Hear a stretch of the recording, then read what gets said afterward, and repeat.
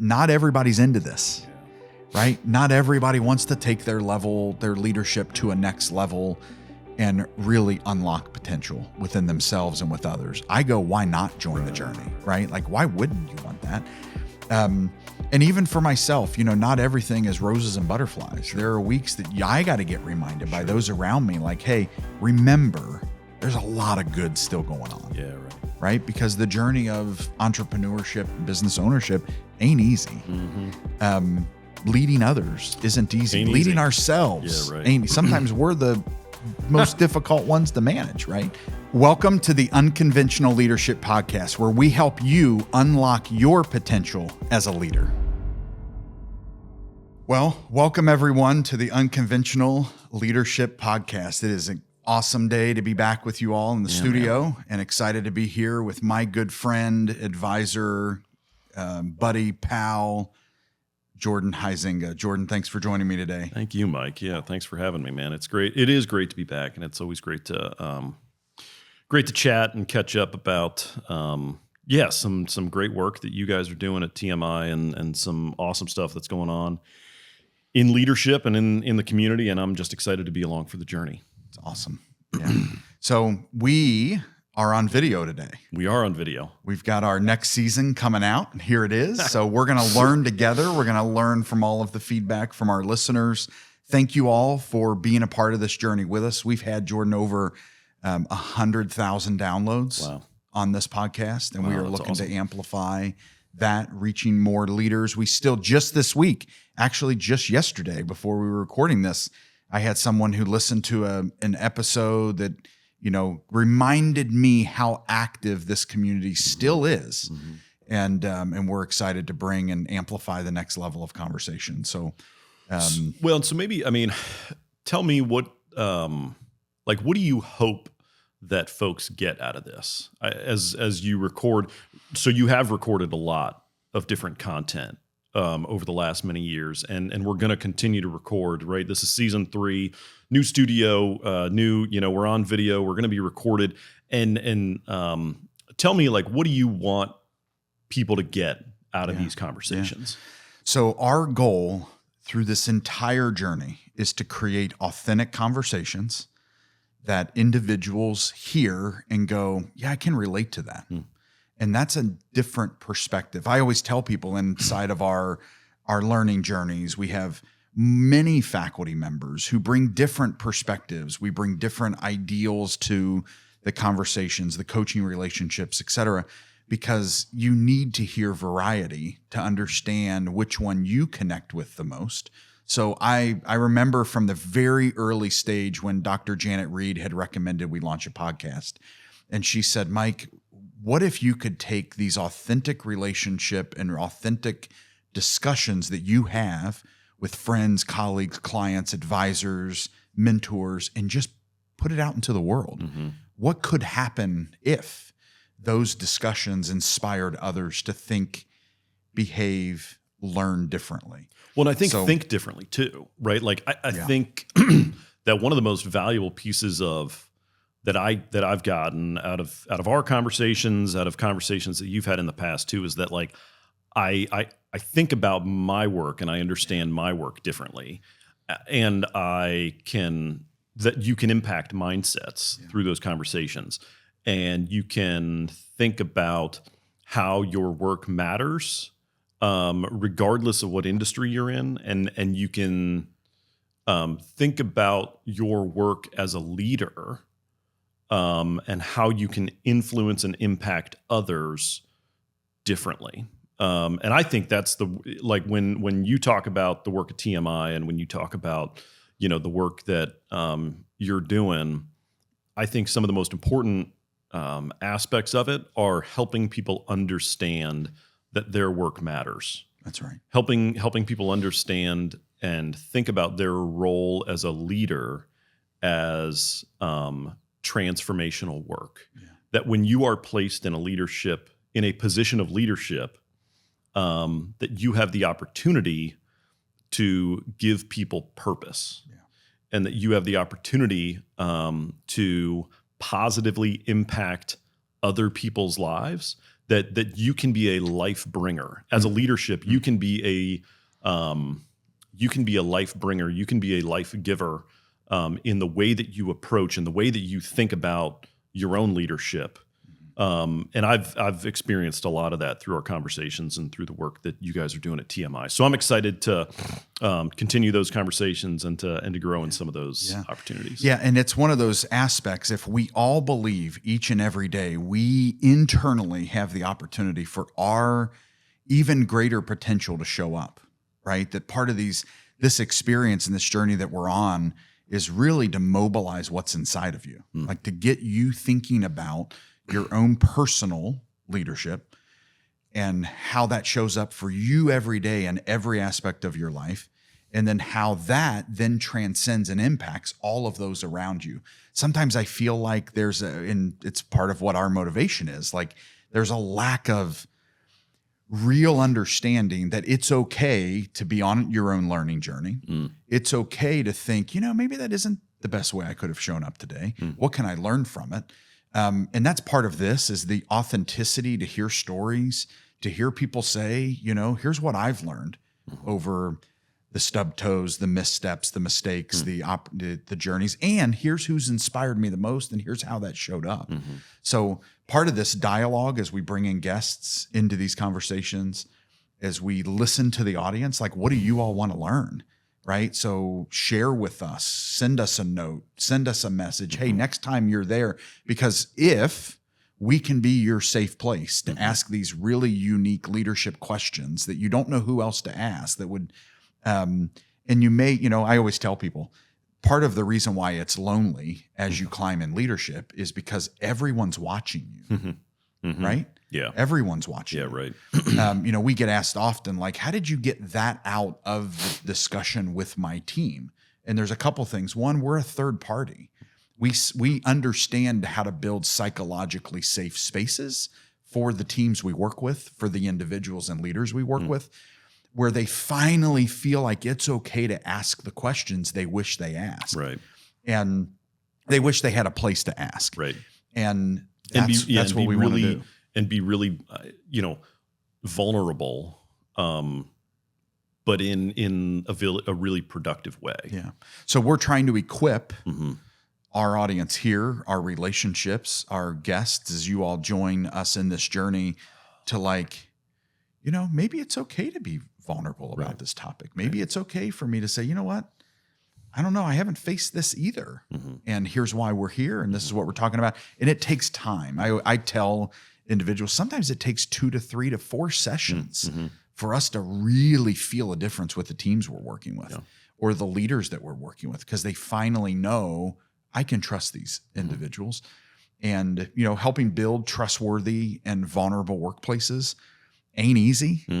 But boy, it's worth it.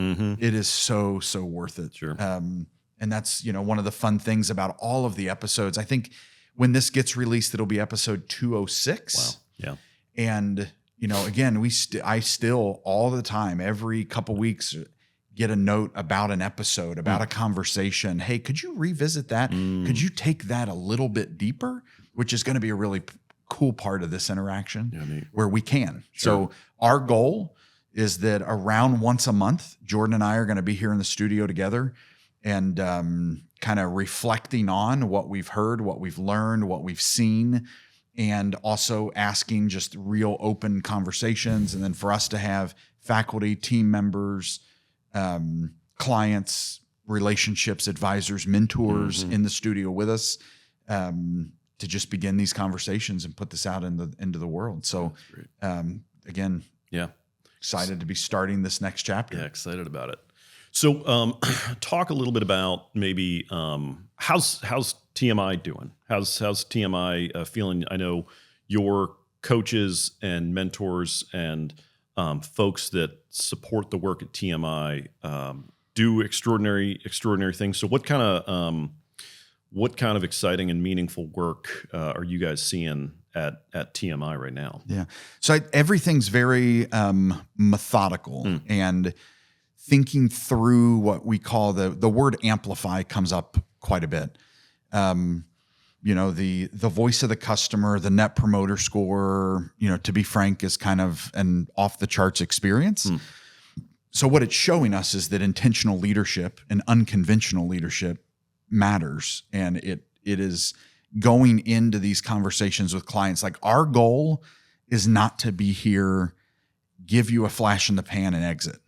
Our goal is to be with you, to help you accomplish and achieve vision, strategy, and the hard work necessary to align and mobilize humans and help the humans that you have the privilege to employ to unlock their fullest potential. So to get them showing up with greater confidence, to get them asking the next question. We talk often about, where does your greatest innovation, where does your greatest disruption come from? And is it coming from the right levels of the organization of those who are in the front line? And we measure all of that, right? So not only are we doing amazing work with all of these incredible teams, we're measuring. We have a measurement expert on our team, Dr. Megan Leisure, who's helping us track all of the data and impact along this journey. For your clients. For our clients, and for the work that we do to ensure that we're actually creating even greater impact. How does that? What does it look like in your mind when you're looking at the different clients that you work with? What kind of clients have the most success? Yeah. I mean, you guys help all your clients in a variety of different ways, and all the teams that you're working with. But I find too that a leader also needs to be ready, right? So like, they need to show up ready to say, like, yeah, I got some stuff to learn, or maybe, the best leaders are, lifelong learners and interested in growth and interested in they recognize that change is good. So what does that look like for a team to be ready, where they can hear and be, because it's going to take, 18 months, or it's going to take, 2 months and or so 5 years, or 5 years, right? To get to some of that. Yeah. stuff. So what we say is, we're not trying to convince anyone that leadership and investing in your team and being intentional is the better approach. What we're trying to do is find organizations who are already doing really important work, and then come alongside of them, maybe help them further mobilize, bring some innovation. Organizations that are like, we've been doing the same thing for 2 years or 5 years or 7 years. Maybe we need a fresh perspective. What's next? The other thing is, it's complicated. It takes a lot of resources, takes a lot of internal and external resources to build a true learning and development roadmap. We tell organizations the downside of data, the downside of tech, is that now your employees are giving you feedback real time. The downside of that is if you don't do anything about it, right? So there is a challenge of real-time communications and feedback, and being able to gain what I call voice of your team, is that their expectation is, if I share things with you and I give you perspective or things that I believe would help us as an organization move further, faster, and healthier. If you don't do anything about it, now you know about it. Sure. It's blatant. It's obvious. You hear it, and we're not doing anything about it. That can really destroy trust too. Right. If I told you, my feedback and my thoughts and really where I think, we have some opportunities as a team or as an organization to do something, and you didn't do anything, or I don't see any change, then it's like, oh, well, then I'm not going to tell you again. So what we say is, we mobilize faster.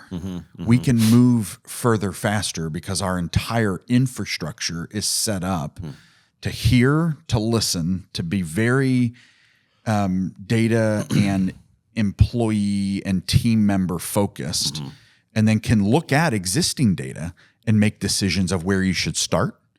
And then we can build an entire curriculum and schedule right now. How do you, this is a very real thing, I think, for a lot of organizations. How do you balance that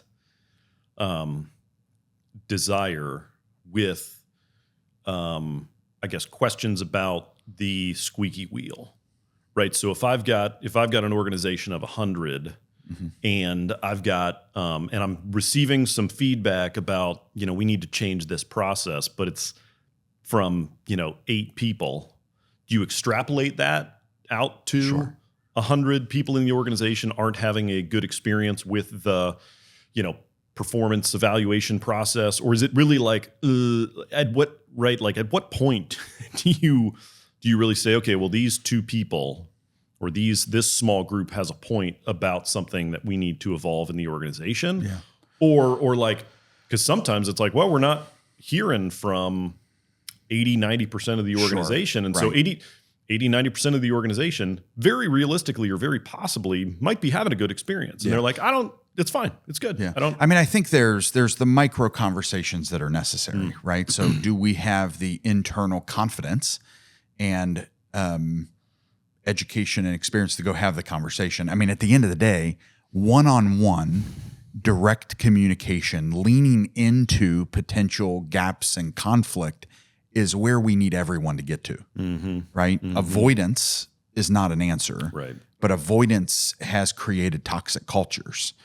If we would just be more open to the feedback and to the listening, and that goes both ways. Like not everything someone shares from a, outside view is accurate. Maybe that isn't the culture we want. Maybe what you're asking for isn't actually how we want to show up every day. But are we listening to those micro feedback points? Are we giving micro affirmations? Are we creating internal conversations and dialogue to go, you know what, there's probably some accuracy here. And maybe it is just one, or maybe that one represents many. And that's the other piece you have to understand. So you have to look at all of this experience in a kind of a much broader view, and yet listen to, is that feedback showing up in places where people just aren't verbalizing it? And thank goodness we have an employee who is verbalizing it versus just squelching the conversation. Right. So, part of it, look, a lot of our teams that we work with are, let's say, 9 to 15, 9 to 18. We may work with organizations that have 80, but we're going to split them into smaller groups to have greater impact. But that's part of the experience, is creating those spaces to create dialogue. And yes, there's one-on-one. There's a lot of one-on-one coaching.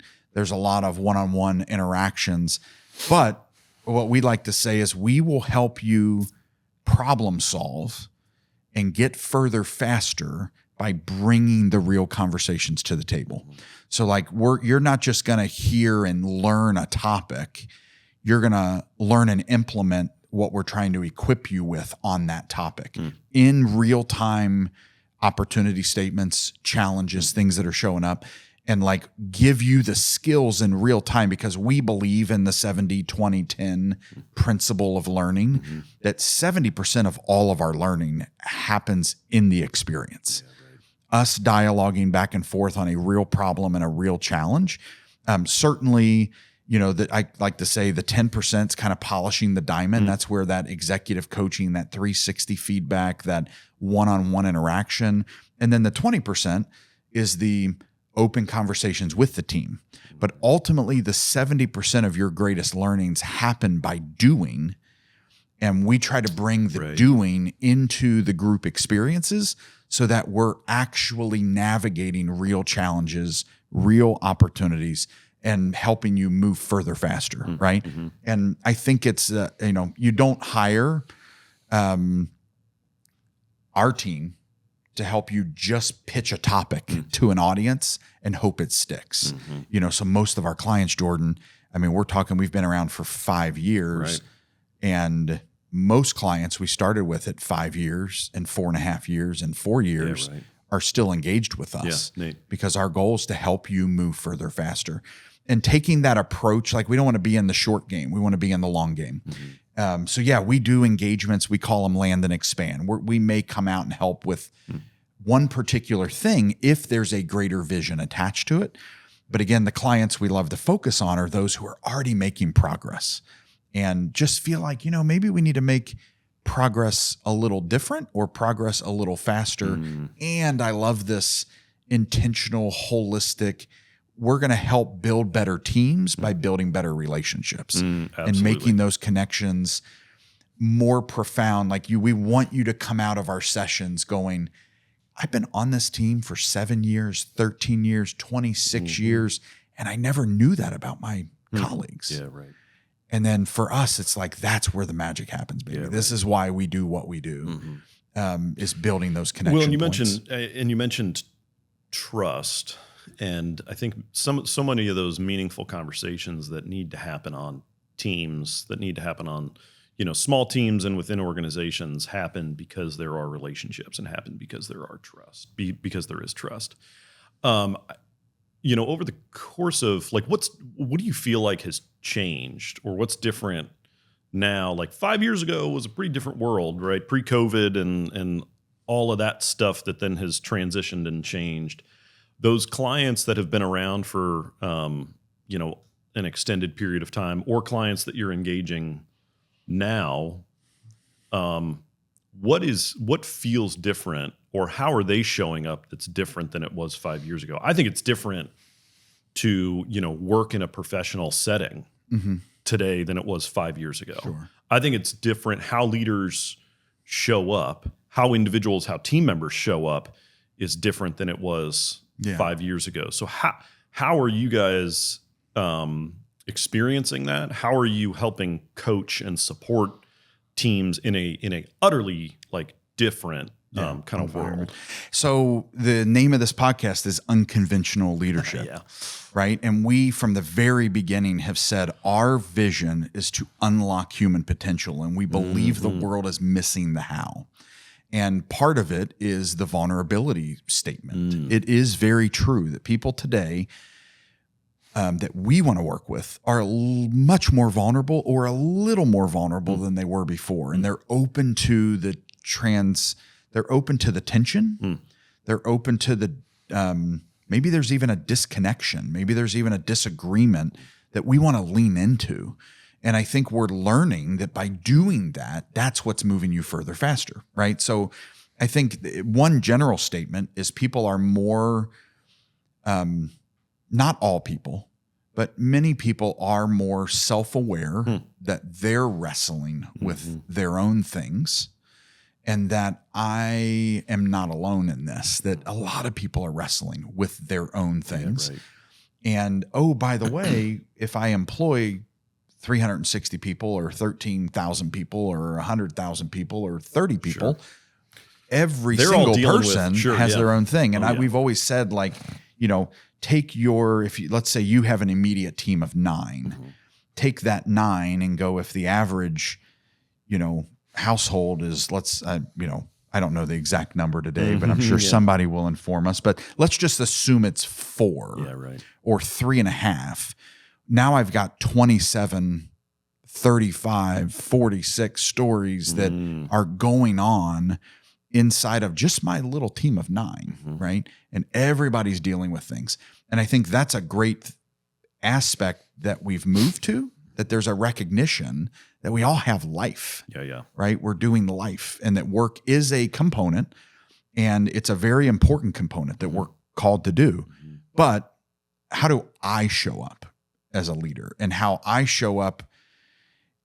We like to say, I don't think anyone gets out of bed in the morning and says, I'm going to create a really crummy day for everybody around me, right? But they may be carrying weight that extra question of, are you really okay, is becoming more okay to ask in the workplace. So those of you who have tuned into episodes, we even had an episode where we talked about, is it okay to say, I really care about my employees? It's okay to say, I really want to love my employees well. I really want to lean into, how can I help them, him, her, be successful in life, not just in work. And we went so far to have an attorney on to say, is it okay to say this, to make sure? Right. And we want to be that unconventional. If you're in a leadership space, you need to work for a team that you care about. And by showing your care, you're going to get better outcomes because you're going to provide a better workplace environment. We define culture as the thousands and thousands of interactions that individuals have each and every day, each and every moment defines culture. You saying you have a vision and a value and you have a cultural statement does not define culture. What shows up. Yeah, it's how they feel, how they experience it. How they experience everything that happens in their work environment. And how can we create better versions of those, right?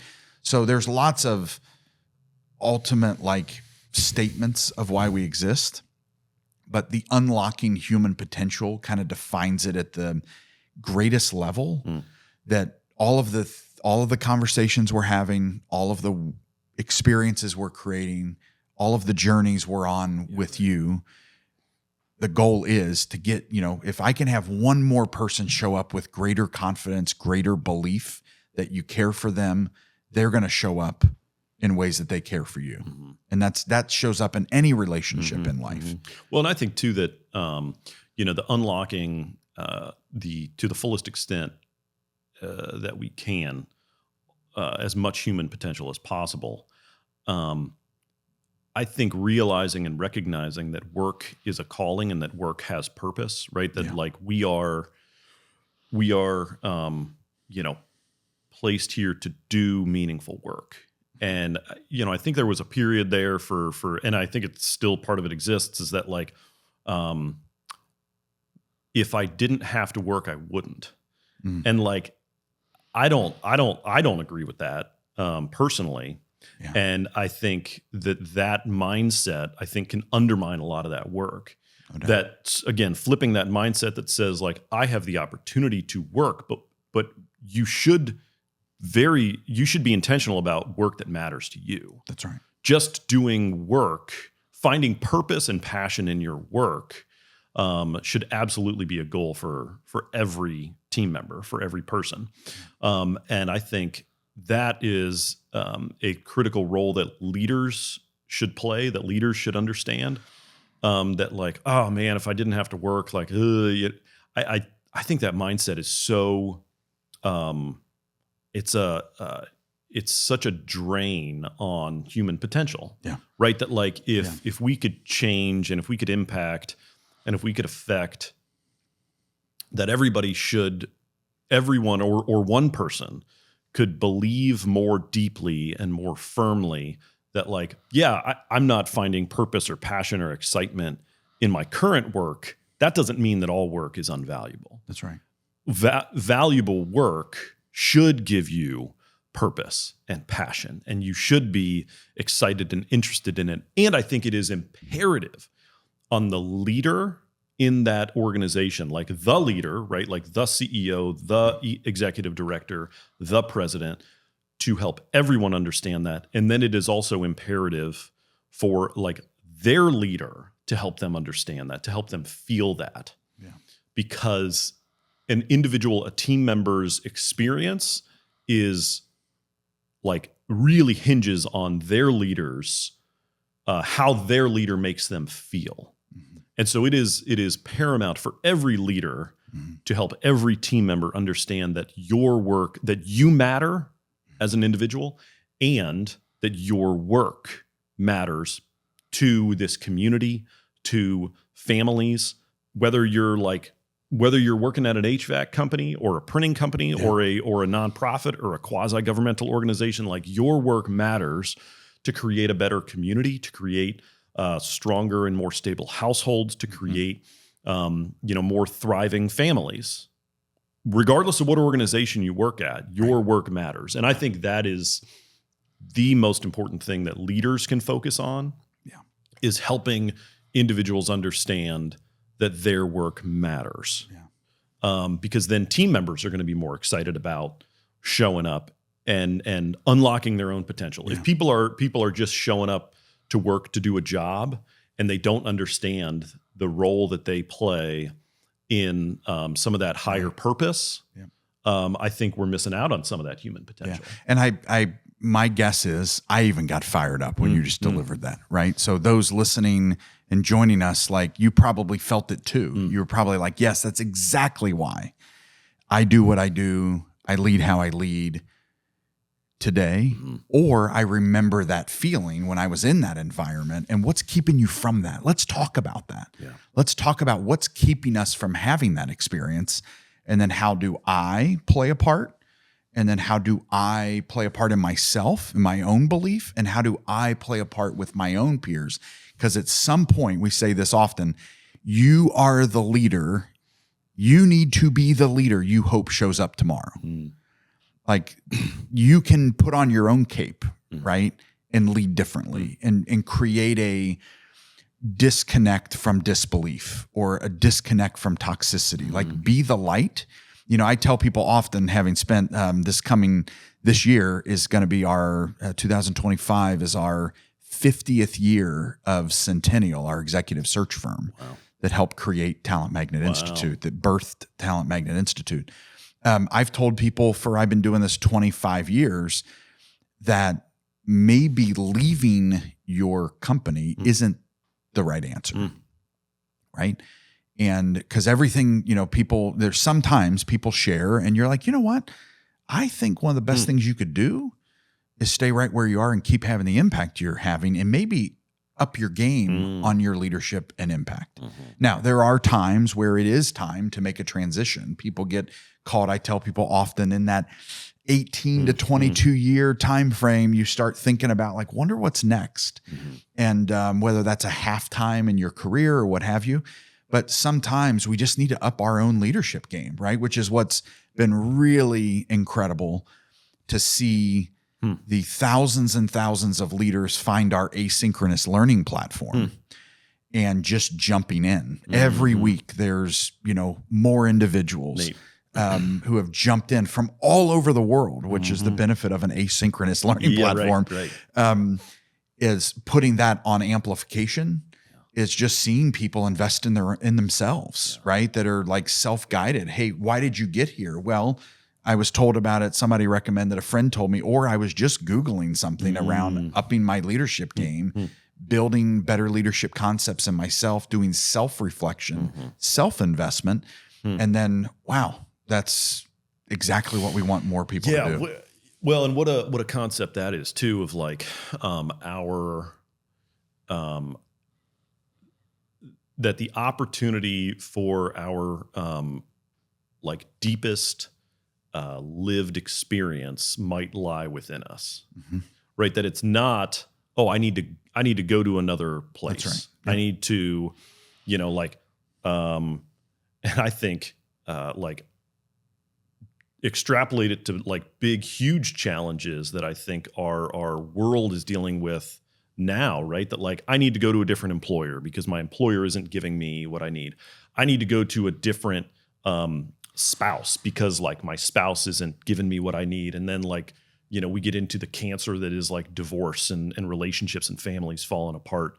And like, what if the reality is that like, I can experience the life and the my most full potential if I really invest in where I am right now. Yeah. Not saying that like people shouldn't leave where they are. There are certainly opportunities and times when that is the case. That's true. And I think particularly in work, I think leaders have an opportunity to create meaningful experiences for their team members.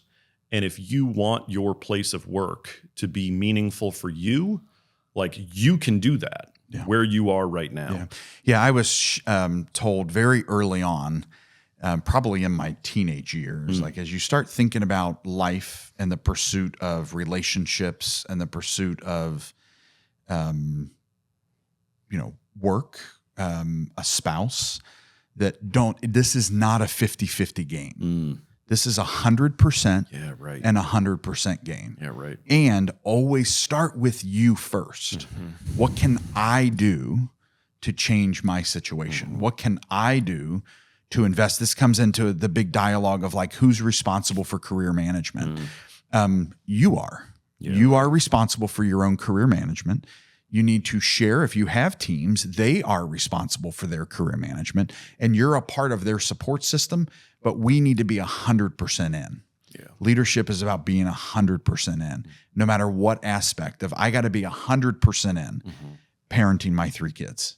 I've got to be 100% in with the marriage that I have with my bride of 20 years. Yeah, right. I've got to be 100% in with all of my team members with our 2 organizations, and all of our amazing faculty.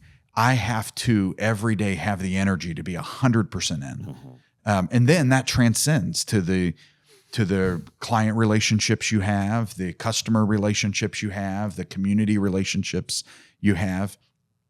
What would happen if we all showed up with a mindset of being 100% in? And then you need to self-evaluate of how do I get there? If I feel like I've only got 50% of my energy, what's holding me back from the other 50%?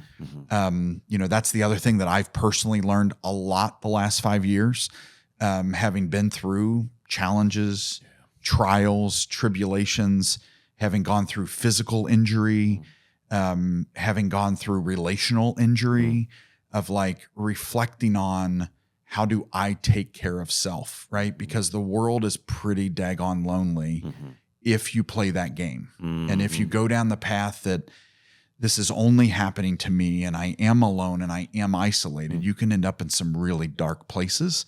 And it's one of the reasons why we've put so much emphasis on the phrase self-care, holistic leadership, self-care. Over the last probably 18 months, we've had 139 school districts show up on our platform. You go, well, that's interesting, because a lot of our work is for for-profit nonprofits.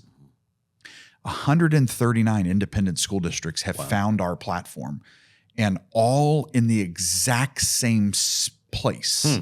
They've all showed up in the self-care work, right? So think about teachers and educators and people who are in the education space. You go, yeah, everybody's overwhelmed. You asked earlier, Jordan, the conversation about what's changed in the last 5 years. That's one of them, right? And all of a sudden you start reflecting on, wow, there's got to be a deep need. And everybody watching in and tuning in on this is like, oh yeah, I know, my sister-in-law that's a teacher, my uncle who's a professor, my, mom who's in administration in a school district. Like all of a sudden you start thinking about, and I say and understanding too, and fully believing, right, that teachers can't, and I'm sure there's half a dozen different professions we could name, right, but teachers aren't going to be able to teach as effectively as possible, and so what we all want, right, what societally we want is thriving kids, and so kids aren't going to be as successful if teachers aren't able to show up and able to be successful and stable. And so much of that relies on how the teacher's doing. Yeah. Right. How the teacher's showing up and how the teacher is putting on their own oxygen masks so then they can truly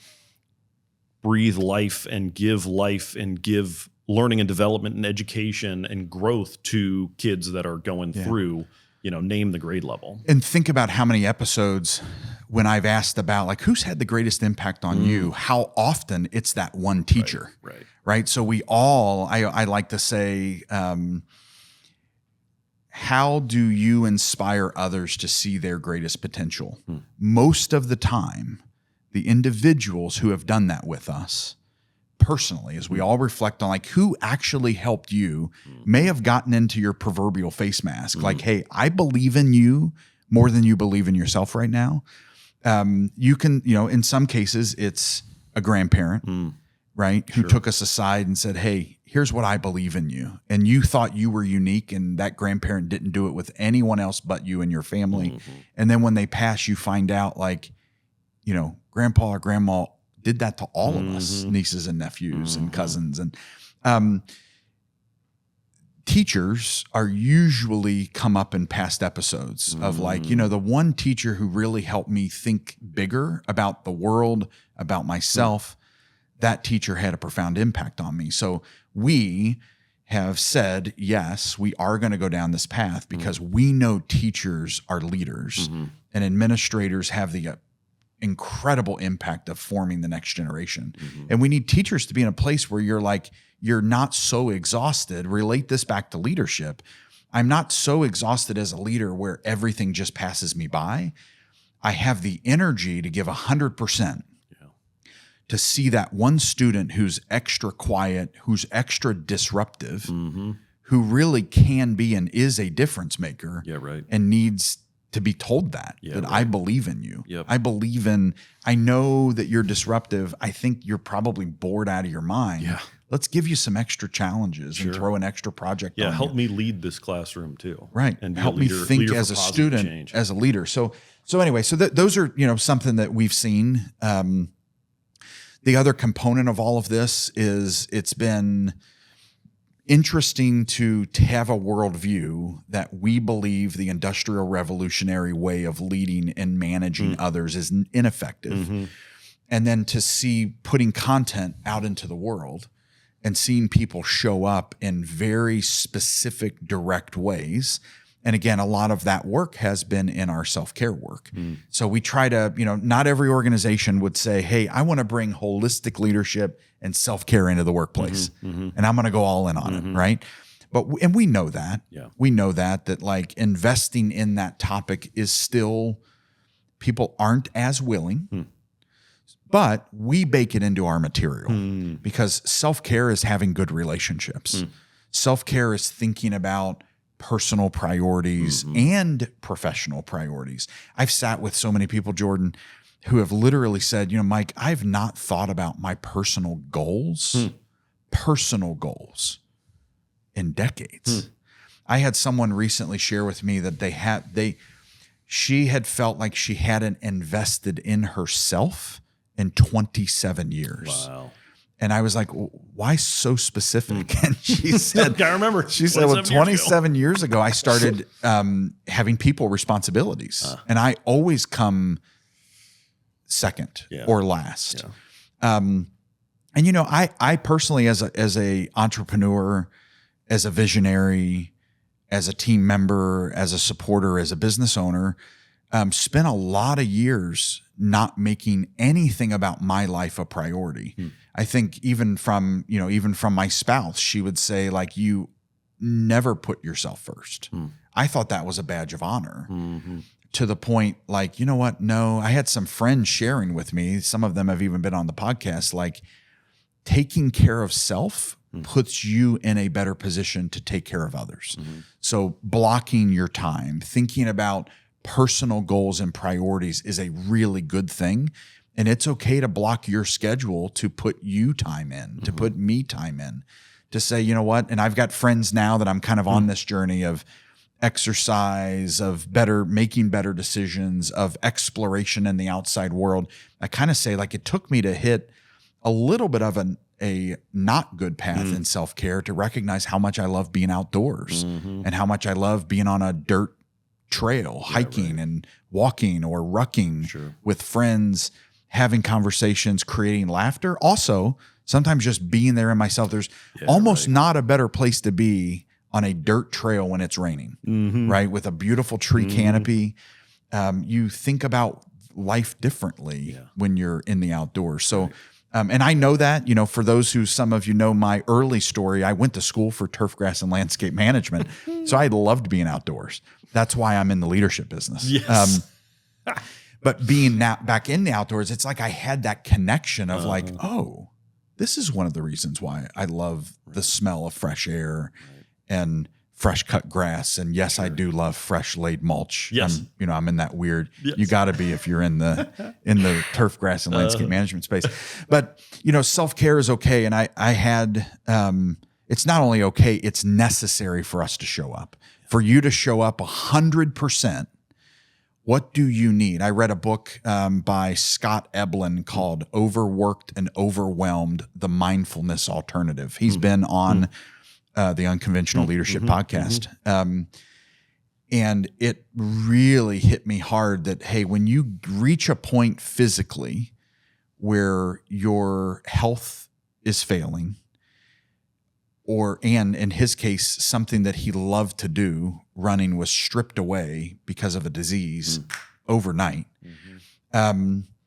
you really put priorities into perspective. And when you lose friendships, when you lose loved ones, when you lose employees who you wish you could have one more conversation with that loved one, with that friend, with that employee, with that colleague, with that family member, it puts life into perspective, right? Yeah. And that's where if we can get others to show up 100% every day that loss, with that perspective. Yeah, before that loss, right? Like that I think is a really, really meaningful goal, is to say, like, because often it will take a loss to like see, like, man, yeah, I wish while I could have, been exercising more, or been traveling more, or been, spending more time with my kids when they were young. You have that realization when your kids are, leaving the house, or when your kids are, 15 and 16 and driving and, hanging out with just their friends. It's like, oh man, I would. And so let's help folks realize that earlier. Yeah. That is the stuff, showing up for people, showing up 100% for your team members, for your team, in your organization, in your family, in your community, in your neighborhood.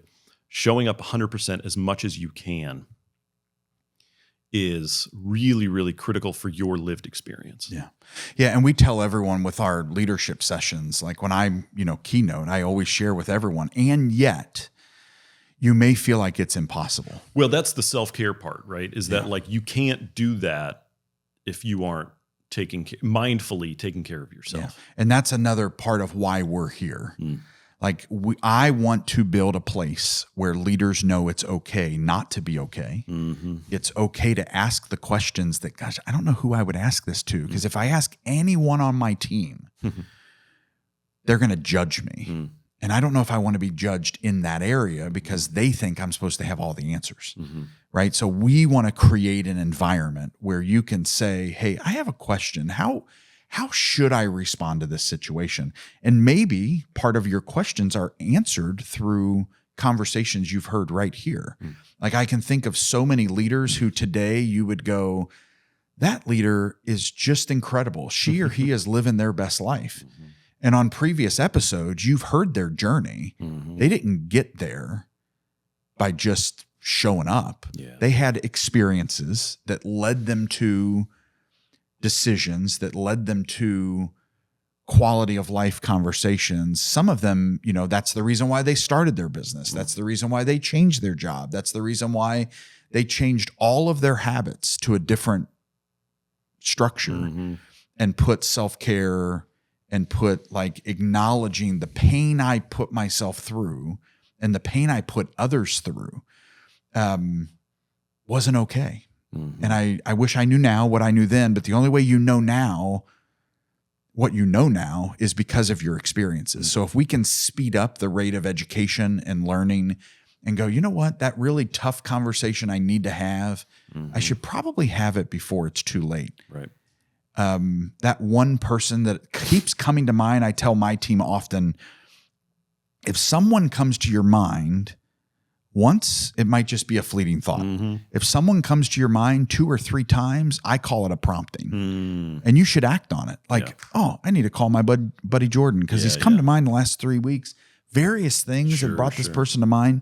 I want to follow up with them. Right. And I think even in leadership, you probably have that experience. Like, you need to go talk to this one person. Sure. And you're like, you know what? I've been putting this off. It could be years that you're putting it off. It could be months. It could be weeks. Could be days. Again, if somebody keeps coming to your mind 2 and 3 times, go have a conversation because there's a reason why you're being prompted. Oh yeah. I mean, that's, I need to hear that, right? Because that's, I think so much of our, there's stuff just spinning in your head all the time of like, oh, I need to go have that tough conversation. And it might not even be, I think one of the most fascinating things about human psychology is that like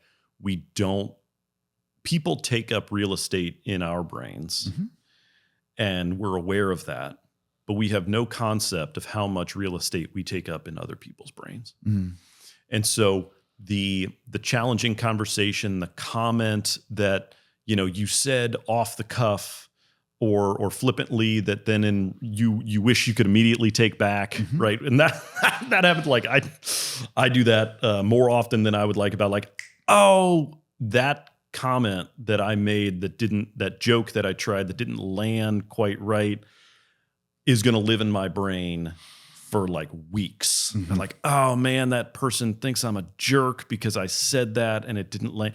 And it's like, I could release that real estate and I could be so much like calmer and not have to continue to think about that. Right. If I would just go and be like, I'm sorry, man, I said something silly that like tried to come off as silly, but it was actually stupid. And maybe that was like the wrong comment at the wrong time. And and it's like, just go, if it comes, I love that, Mike. If it just comes up 2 or 3 times, just like shoot a text message off.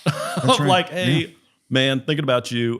Sorry about that stupid thing I said, or sorry about that, whatever. Because I think so much of the reality and what you'll always hear is that like, oh, I haven't thought about that since. Sure. And then you release it, right? Like it's not taking up any real estate in somebody else's brain. The other thing that's really interesting, when you do that, someone may say, you know what, nobody's ever actually done that. Right. Like I remember sharing examples like this in an audience of, there were 180 HR people. And there was a lady at the very front, and I could tell like we were really in, like her and I were vibing. We were connecting on this topic. And she shared with me that as an example like this, Mike, I remember the first employer I worked with who actually came back to me and asked for forgiveness because of something that he had shared. And it was the first time in my, and I don't make these numbers up. This was, she said, this was the first time in my 31-year career that I've ever worked for a boss who would raise his hand and say, you know what? I should have approached that differently. And I told her in the front of all this 180 plus HR leaders, this is why I exist. Like thank you for sharing. For me, it's painful to hear that somebody who spent 31 years, and mind you, this person was in an HR leadership role. Yeah. Had never been in a working environment where she had a boss come to her and say, you know what? I probably shouldn't have said that, or I should have approached that differently. Would you please accept my, I'm asking for my apology. I'm asking for your forgiveness. Sure. And I go, golly, we got a mission to be on here. Right. So these conversations around the promptings is one of the tools that I've learned that's been a good resource for me. And I use it all the time. If you're around certain team members, if you talk to Becky Sheeler, she's like, oh yeah, Mike's always talked about the promptings. The other one is as you walk through a doorway, what do you do every time you walk through a doorway? You express an emotion of gratitude to something. It could even be, I'm glad I just had that conversation of the room I'm leaving. It could be, I'm looking forward to being in this next conversation. Or, again, I've learned I enjoy hiking in the cold because it makes you breathe even deeper. You walk through a doorway and like, man, I appreciate that it's so cold out because it makes you really take an oxygen. But what doorway do you pass through? Think about all the doorways you pass through. Every time you pass through, if gratitude makes us better humans and gets us thinking more effectively in our personal lives and in our work lives, express more gratitude. Do you guys focus on that at TMI? I mean, is that part of some of the modules and some of the coaching and stuff that you guys do? It's certainly part of the content. It's certainly part of the content. Gratitude journaling, referencing it in material. I'm amazed when you talk to leaders about it. They're like, hey, one of the things in the self-care, it's one of the exercises we encourage people to take on. But I'm always impressed by leaders who carry their journal with them, who, like, hey, tell me about that. And here's what I've learned. When you talk to people who work for individuals like that, they typically have a better work experience. So if that is true, why shouldn't we be talking to our employees about gratitude journaling? Because every leader who I've talked with who works for people who are more thankful for just being here, they have better work experiences. So if you want to create more positive culture, look for those micro interactions that create better leaders. And that's what we're doing. So we're studying the art and the science of leadership. And, if you look at Gallup's data for the last 40 years, honestly, nothing's changed.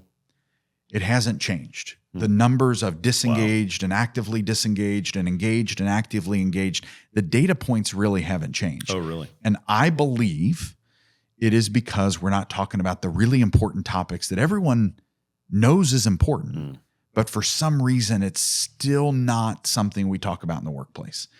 Setting personal goals and thinking about self-care and gratitude, and we need to make them more prominent. And our goal, that's part of the unlocking experience with effective teams, with individuals, with your leadership, with your organizations. When we do that, when we show up differently, it has profound, long-lasting impact. Why not have that? So as I say, not everybody's into this, right? Not everybody wants to take their leadership to a next level and really unlock potential within themselves and with others. I go, why not join the journey, right? Why wouldn't you want that? And even for myself, not everything is roses and butterflies. There are weeks that I got to get reminded by those around me, hey, remember, there's a lot of good still going on. Yeah, right. Right? Because the journey of entrepreneurship and business ownership ain't easy. Leading others isn't easy. Ain't Leading easy. ourselves Yeah, right. ain't. Sometimes we're the most difficult ones to manage, right?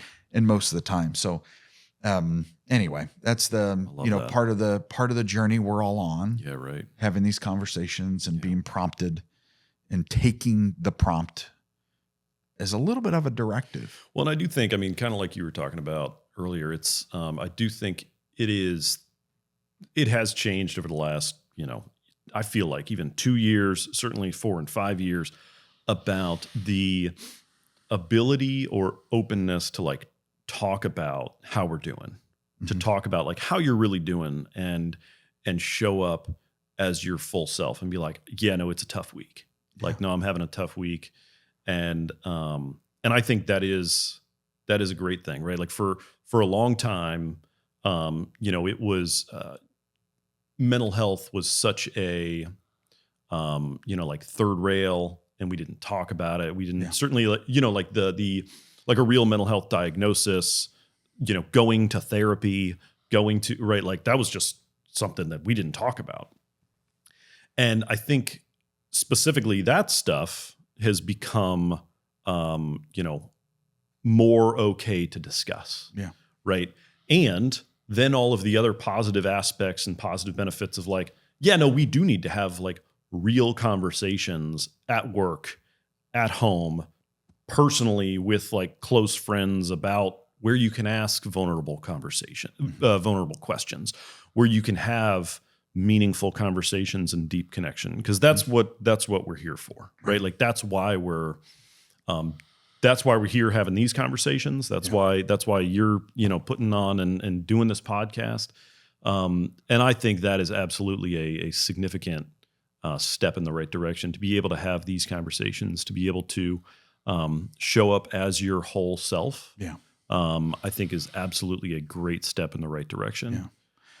Yeah, and leading unconventionally means this work, this approach in the workplace will create profound impact and probably greater ROI than what you would normally define business ROI. But if you have the privilege of leading others, if you have the privilege of having people on your team, think about the impact right? Think about the impact if you're the one organization or division or function in your organization where people are I want to be on that team, because that's a leader who cares. That's a leader who creates impact. That's a leader who inspires and empowers me to lead like no one's ever inspired and empowered me. When you lead like this, when you lead unconventionally and you lead into the uncomfortable, the unknown, the real things we need to be talking about as leaders, that's when you start inspiring and unlocking the team that's around you. So there is significant opportunity to lead in this way. And we will be talking about all kinds of performance metrics and certain business related topics. What we're also going to do is weave into real leadership topics that create better leaders and unconventional leaders. So Jordan, thank you. Yeah, man. Everyone, thank you for being a part of this journey. We love you. We can't wait for your questions, your thoughts, your insights, and we are back. Yeah, baby. Look forward to the next discussion. Thank you for joining this episode of the Unconventional Leadership Podcast. If you enjoyed the discussion, if you want to ask questions, if you want to leave a comment, please do. Please share. And even if you'd be so kind to rate and leave a review. I want to thank the Cincinnati Podcast Studio for the great production of this episode. We look forward to the next conversation to help you unlock your potential.